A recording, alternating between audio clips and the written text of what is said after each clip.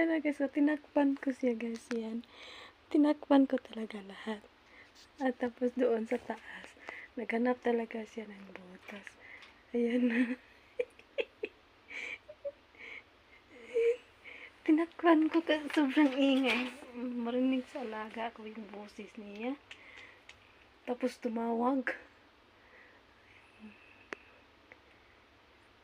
Ay, tanghali na ngayon. Tinakpan ko. Gusto mo. Gustong lumabas. Ayan. Huwag na sa labas kasi niya, sobrang ingay niya.